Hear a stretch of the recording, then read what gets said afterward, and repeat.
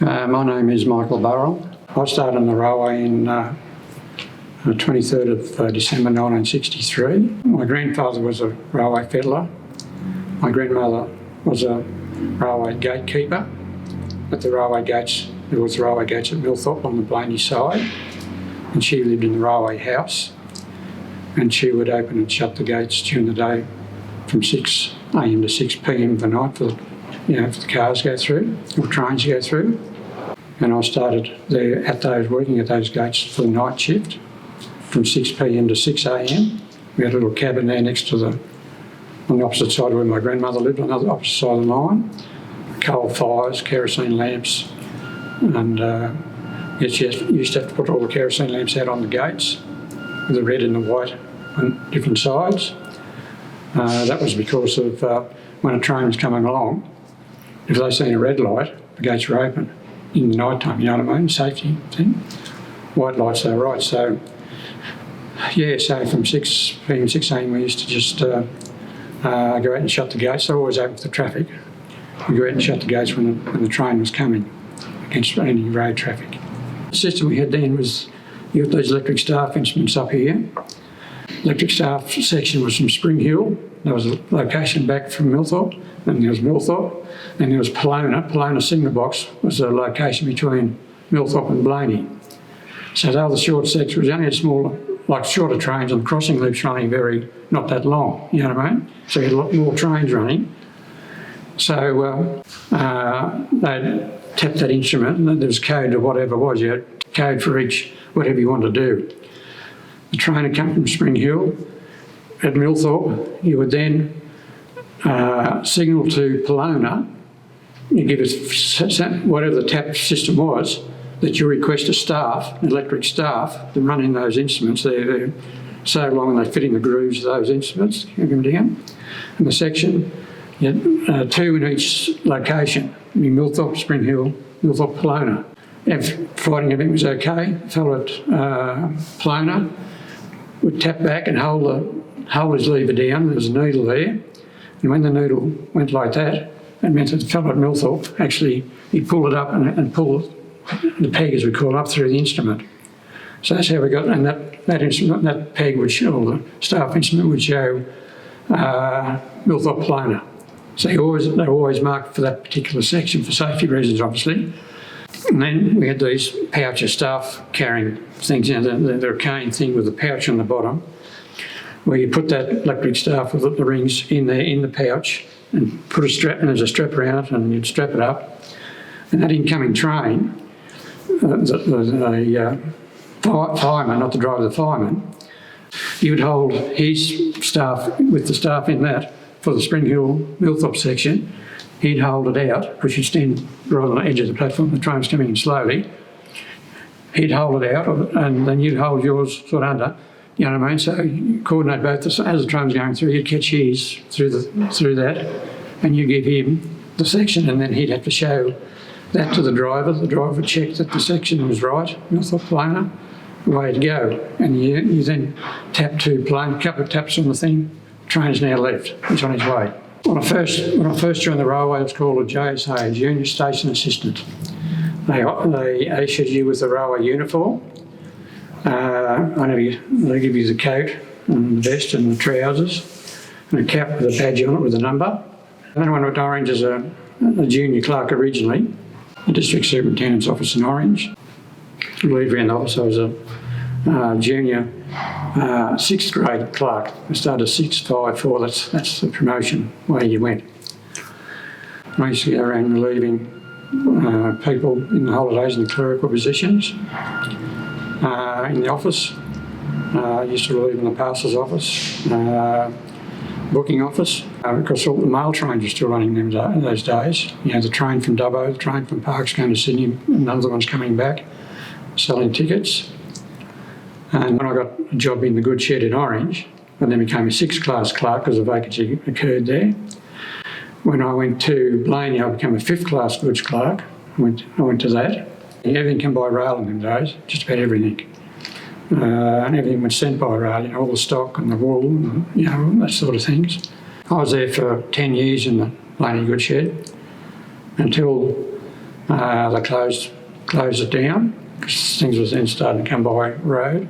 And I come down here for a couple of weeks at Bathurst in the goods shed. They had a track bus service working out. The trains come this far, they unload and put them on trucks, and anything for Blaney they deliver by road, instead of having a goods shed in Blaney.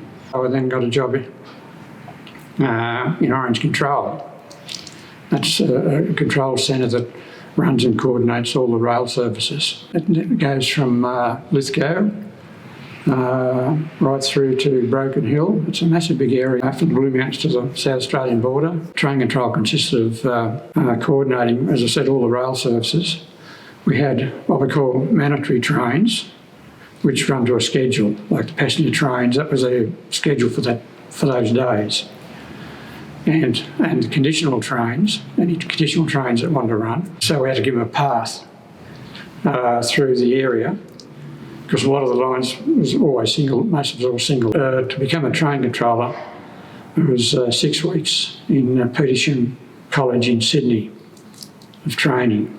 Simulations of how you handle situations, and then the instructor down there would pass you or climb or whatever, but I got put through straight away.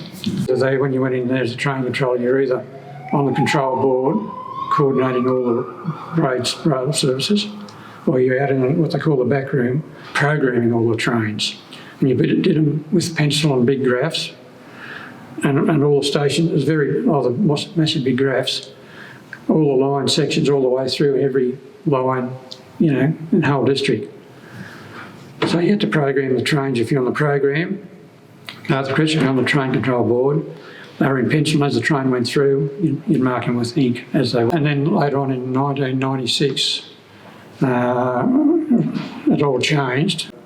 The railway still owned the infrastructure. Then private operators come on board, which meant that you had trains like Silverton and even Manilda Mill had their own, they had to run their own rolling stock and their engines and their crew.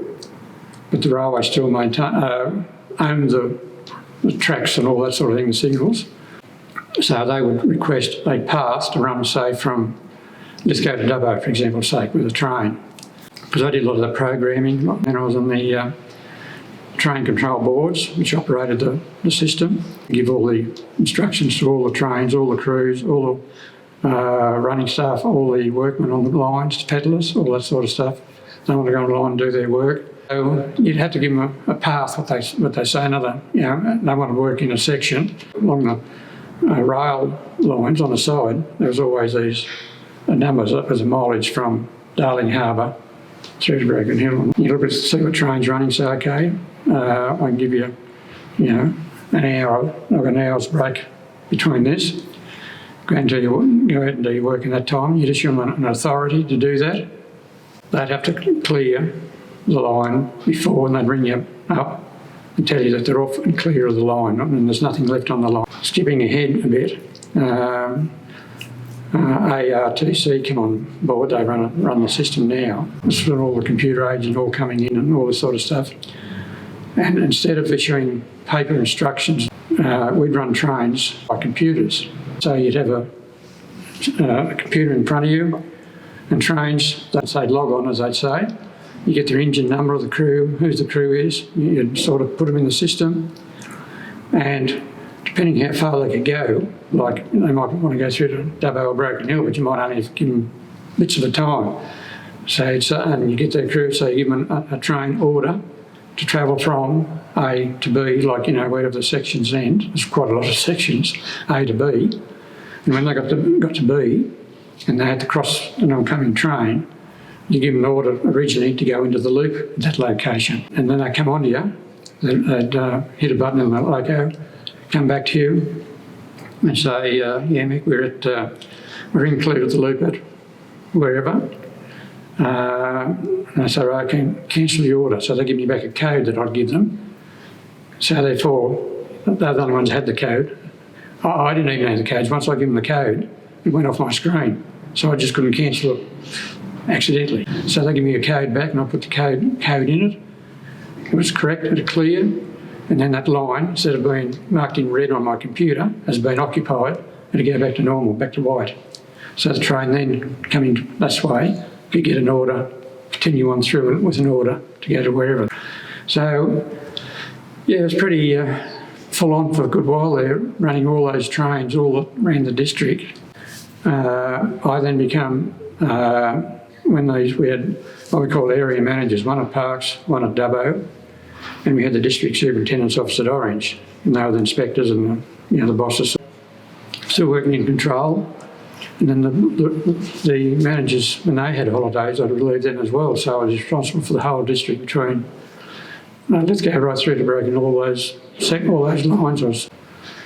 That meant that I had to, I went to any incidents, as in level crossing accidents, train derailments, whether on the track or in the yard, someone's shunning yard, and I'd do reports on them, work out what the responsibility was, who was at fault. Also, just before that, I also became an accredited breath tester. I went down to Sydney for a course. I could only breath test the railway workers, not out on the road, because if there's an incident somewhere, you had to breath test it. And then when different systems safe working came in with train orders, I was the instructor for that. I used to run classes. I used to interview new people who wanted a job on the railway. I used to do interviews. What else? When I ran the classes, I ran if there's any rule changes, because things were changing all the time. So all the rule changes, I had to run classes. I didn't do that for the loco fellas. They had different instructors. I only did for what we call the traffic.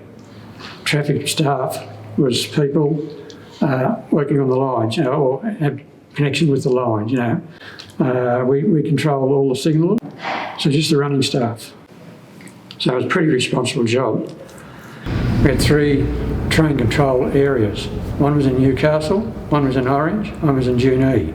They operated 24/7, round the clock, all the time.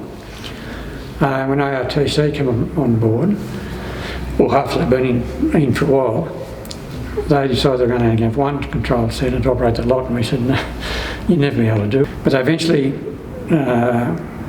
compromised and went down to 2 train control centres and cut out Orange.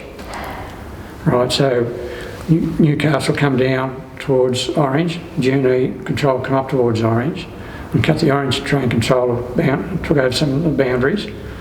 But see now, still Newcastle, still Junee, so they cut Orange control out.